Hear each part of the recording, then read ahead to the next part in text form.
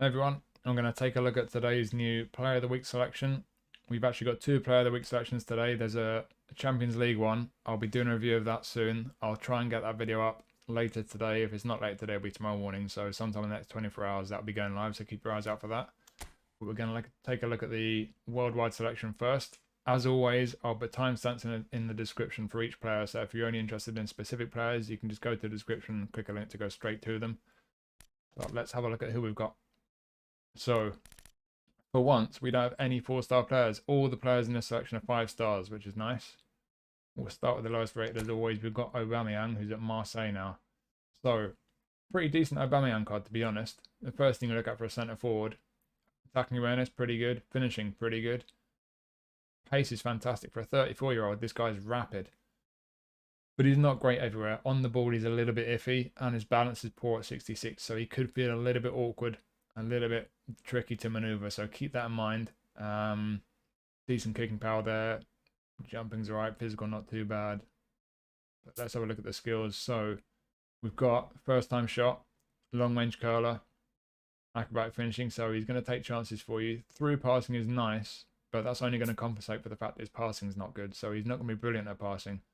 Outside curler's nice, dipping shot, knuckle shot, so and chip shot control. So yeah, he's a finisher. He's going to score goals for you. I think the one thing really you've got to keep in mind, in fact, two things: inconsistent form. That's something to keep in mind. So he will be getting dodgy form for you, but unless he's an A or B. But yeah, just keep in mind on the ball with his technique there. Obviously the passing as well, but also the balance. He's going to be a little bit frustrating, a little bit tricky to maneuver on the ball sometimes, but he does have really good pace, got the awareness and finishing and good skills for a goal scorer as well. So he'll score goals for you. You just got to be a little bit careful with him. And we have Van der Ven from Spurs. So a lot of qualities with this guy. The first thing you notice is actually his speed at 89. That's crazy high for a centre back. Acceleration is terrible though, so he's not going to get up to speed very quickly, but that is very good speed. He's physically very strong. Jumping is only 79, but he's 6'4", so quite a tall guy. I don't think he's going to lack too much with that jumping. We'll check his skills in a minute. I think he's got aerial superiority. Defensive awareness and tackling are good, but the aggression and especially defensive engagement, they're a bit low. 76 for engagement, that's not good. It's a real shame that, because he's got some good qualities elsewhere. Heading 88, so looks like he's going to be good in the air. Looking at his skill set, he does have aerial superiority, he does have heading, so he's going to be good in the air. First time shot because he scored a goal, but that's not really important for a centre back. Man marking, blocker, sliding tackle, fighting spirit, but what we're lacking there is interception. I think that's the most important skill for a centre back to have, any defender to have really. It'd be nice if we had acrobatic clearance as well, but that's not quite so important. Interception is the important one. So a lot of qualities with this guy. He's got great pace, he's physically strong, but without interception and with his defensive engagement being so low, unless you're a Spurs fan, I think unfortunately this guy falls a bit short. It's a shame really because of the qualities he does have, but he does have those glaring weaknesses. And we have our goalkeeper, Di Gregorio. I say our goalkeeper, there might be another one, we'll come to that. So Di Gregorio, we've had him before on Player of the Week, but this is actually a pretty good keeper. So 92 rated, but the most important attributes here, awareness, reflexes, reach, all 88. That's really good. Catching and powering are also reasonable as well. They're both in the 80s. So this guy's goalie attributes actually really strong. He's not an elite keeper who's going to get in your team ahead of your epic goalkeepers, but I think this guy's a really strong option if you pick him up. His jumping at 72 is a bit lacking. He's about 6'1.5", so he's a decent height. There seem to be quite a few keepers lately, featured ones, where they've given him slightly low jumping. And it's not the most important attribute for a goalkeeper, to be fair. It's more vertical reach, which isn't quite so important apart from the long balls, high balls into the box, the crosses and so on. It is a bit of a concern, but more important for me, shot stopping, he's fantastic. So, like I say, he's not going to get in your team ahead of any epics or big times you've got, but I think this is a really good goalkeeper option if he's got form in any given week. So I think it's a pretty strong card. Then we have Parisi. So this guy's a left back, can play left midfield as well. The first thing you notice, fantastic pace, fantastic stamina. So he's going to sprint up and down that left flank at pace all day long, which is great. The question then is, how good is it left back and at left midfield? So defensively, he's kind of okay on the whole, but defensive awareness is poor at 71. That's really not great. Down the left, he looks like he's okay on the ball, but then you see the tight possession at 70. That's poor. You're going to notice that. Low pass for a fullback's okay. It's a little bit iffy for a wide midfielder. Lofted pass at 81 is decent, and he does have pinpoint crossing. You look at his skills, pinpoint crossing there. So he's got a decent cross on him. Long range shooting, although his finishing's not that high, so I'd be careful with having a shot with this guy. I don't think his shooting's going to be that great, even with that skill. Gamesmanship, fair enough, but blocker and sliding tackle are good ones for a fullback, although again, he's lacking interception. That's an important one for anyone playing in defence, so that's a shame that. I mentioned the crossing's good, but keep in mind, Curl 69, kicking power 75, so his crossing's not going to be elite. It's not going to be deadly. He's not going to be whipping in pinpoint crosses from any angle, any distance. Be careful not to ask too much from when you put crosses in. They should be accurate, but the whip and the pace on his crosses won't be great. I think ultimately this is a guy who could be useful as a kind of utility type, maybe on the bench, just in case you need someone to come on second half. Your left back gets tired, your left mid gets tired. He can put a decent cross in, but question mark over how good he is on the ball. Question mark over whether he's strong enough defensively, especially without interception. But he does have fantastic pace and stamina. So got some real qualities, but not perfect in either of the positions he can play. So he's not going to be a great card for everyone. So I mentioned goalies. We have a second goalkeeper because Konami, I think, are just having a bit of a rib with this one. Giroud went in goal for the last few minutes for Milan when Maignan got sent off. So this version of Giroud can play in goal. I don't want to say too much about his goalkeeper attributes though, because let's be honest, they are absolutely terrible. But let's be sensible about this because he's still a target man, he's still a centre forward, and that's how we're going to look at him. Offensive awareness, great. Finishing, good. Heading, 93. Jumping, 89. Physical contact, 92. This guy's a beast in the air. That's what you expect from a featured version of Giroud. Kicking power is tremendous. Technically, he's got good ball control. Dribbling, he doesn't have good dribbling. It's terrible. Tight possession is not too bad, though. This is a big, strong guy. Balance terrible as well, 58. It's what you expect from Giroud. He's a big, tall, powerful. He's not going to be the most manoeuvrable.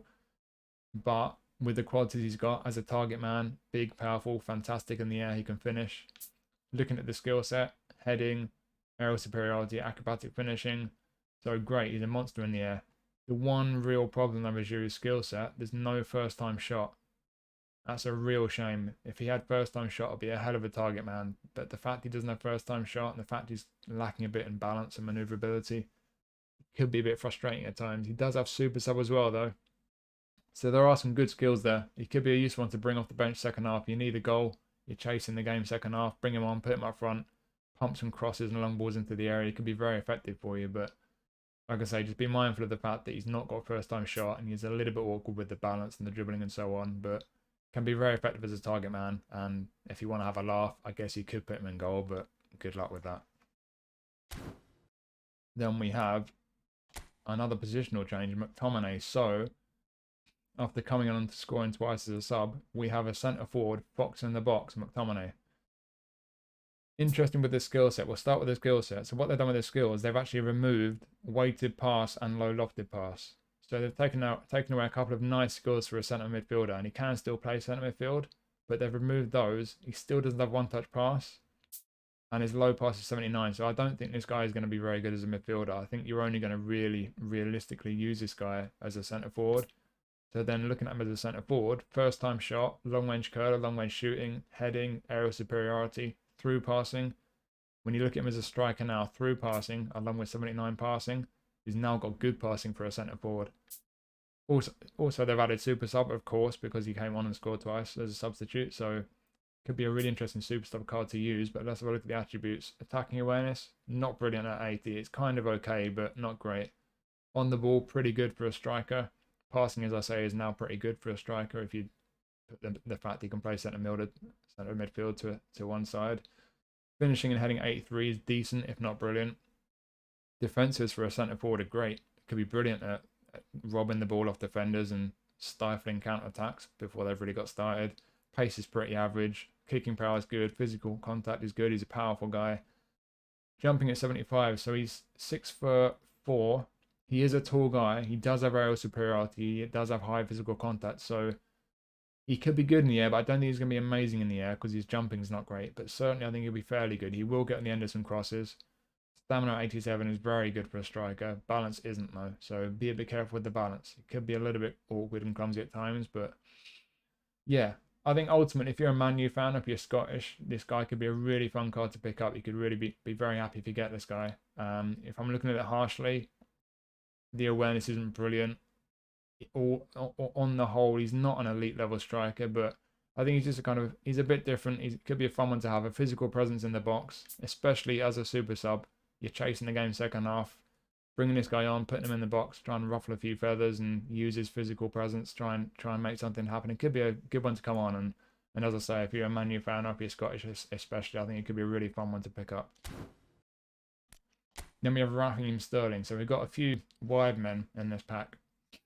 So Sterling has fantastic pace, great balance. He's good on the ball, especially with the dribbling, although the ball control and tight possession aren't that great. He's more about the dribbling. Attacking awareness is good, but this is the problem with this Sterling card. His passing is not particularly good. His finishing is not brilliant. You look at the skill set, he does have first time shot, acrobatic finishing. They'll make up for his finishing not being too great. Through passing and pinpoint crossing are nice. But again, they're just going to compensate for the fact that his low and lofted pass aren't very good. So if you like this type of play, you like a quick, nimble dribbler playing out as a wide forward, he could be a good one for you. But you just got to be careful not to ask too much of him when it comes to passing and shooting, because he is lacking there. But he does have, like I say, great pace. He is really good on the ball. It's just that end product's a concern. Then another wide player. So this is a very interesting card, Samuel Lino. So he's a left back, but he can play left back, left mid, left wide forward, and he can also play centre mid and centre forward. So I'm going to quickly assess how well suited he is to each position. I'll start with centre mid, 77 for low pass. So he's not a centre mid. You can't play him centre mid. His passing is just nowhere near good enough. Centre forward, attacking around a 79, finishing 79. He's a bit lacking there. You could maybe get away with it. Maybe if it's late in the game, you want to make the most of the fact that he's quick, he's good on the ball, try and get him in behind defences, but there's no real end product in terms of shooting. No first time shot, acrobatic finishing, long range drive, none of that. So I think as a centre forward, there's a bit of a stretch. I don't think this guy's going to play to the centre. I think this is a question of where you're going to play him down that left flank. So fantastic pace, good stamina, balance is decent. Is he a left back? He's not very aggressive. The other defensive attributes are okay. He does have interception. That's about it though defensively. So he could do a job at left back. He's got great pace to match a pacey wide forward on your opponent's right wing. So he could do a job at left back, but he's certainly not elite level. He is a little bit lacking. Left midfield, I think as a wing back he might do okay. You know, one touch pass will compensate with the fact his low pass isn't great. Again, the pace and that engine he's got on him, he could be an effective wing back. And then wide left forward. So he's good on the ball. He's very good on the ball, actually. And with that pace and that stamina, he could be a useful wide left forward. But again, though, with the end product, the passing is not great. Attacking awareness 79, finishing 79. They're both a bit lacking, but I guess as a wide forward, they're not too bad.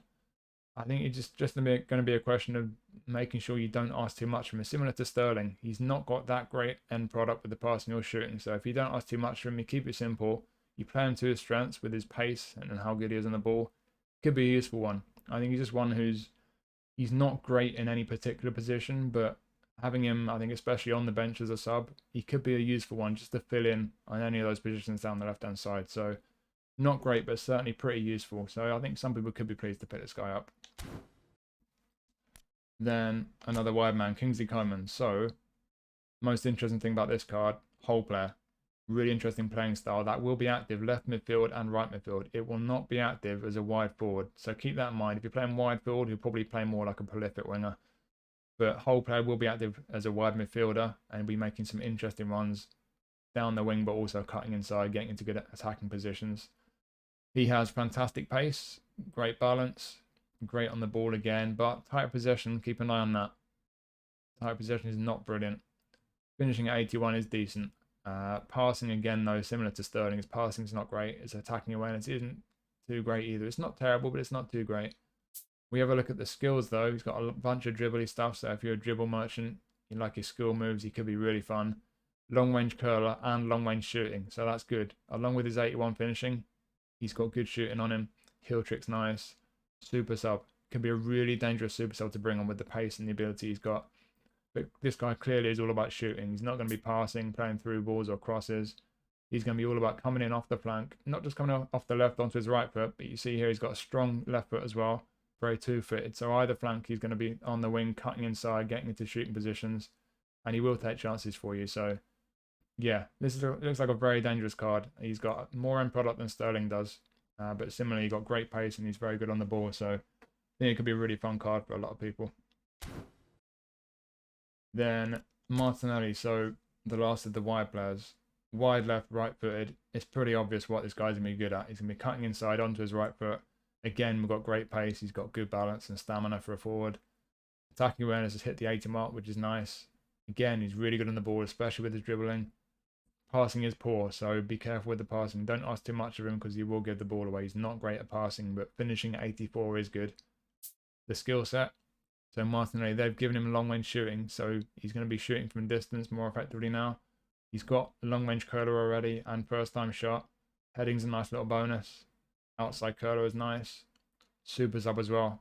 So whether you start this guy or play him as a super sub, as a wide left forward with pace, he's good on the ball, getting into shooting positions, that capability to take chances and score goals for you. This is a very, very good card. If he suits the way you play, I think he'll be a really good one to pick up.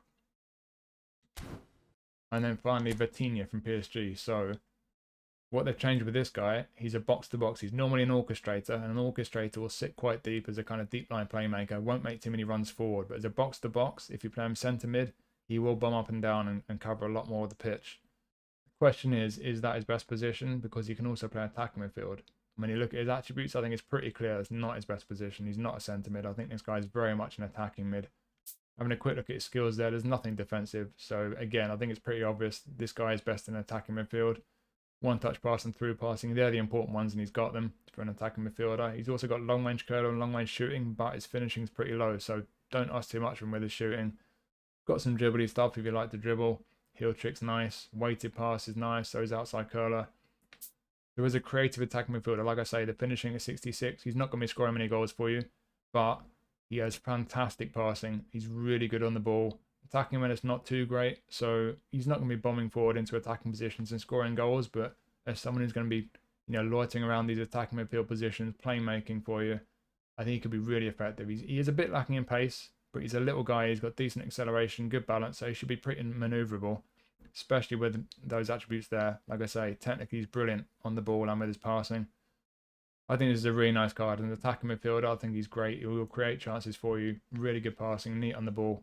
Really nice card, that. So there you go. I think it's a solid selection. Like I say, they're all 5 stars this week, which is great. There's only a few that I think aren't so great. And then you've got a bunch that are decent. And you've got some few there towards the end. I think the 3 highest rated, Coman, Martinelli, and Vitinha, are probably the best ones in there. McTominay, I think, for a lot of people, will be a really fun one to pick up. And then Giroud, I think, it's just a bit of fun, isn't it, really? But he could still be an effective target man. So, yeah, pretty solid selection. So, keep your eyes out for the Champions League Player of the Week review that I'll be putting out. That'll be out in the next 24 hours. Hopefully you found this video useful. Thank you for watching as always. I'll see you next time.